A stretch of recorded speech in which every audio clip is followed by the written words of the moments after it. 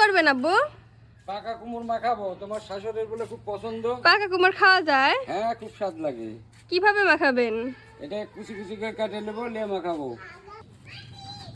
কুমড় গুলো দাও তো, সুন্দর করে কেটে দাও। দেন।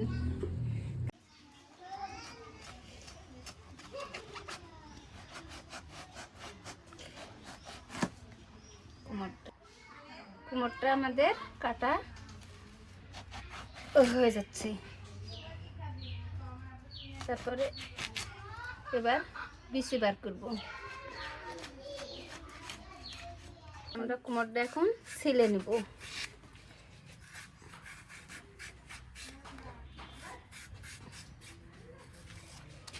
ছিলে এভাবে ছোট ছোট করে কেটে নেব।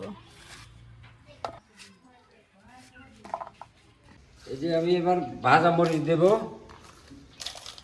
একটু তেঁতুল দেব, লবণ দেব, তেঁতুল ভালোভাবে চটকে নেব।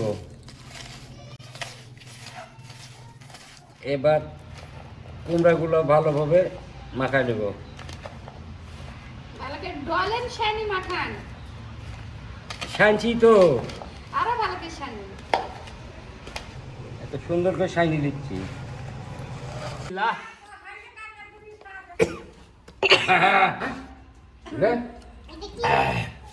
দেখ কেমন, আলহামদুলিল্লাহ, শেষ হাত।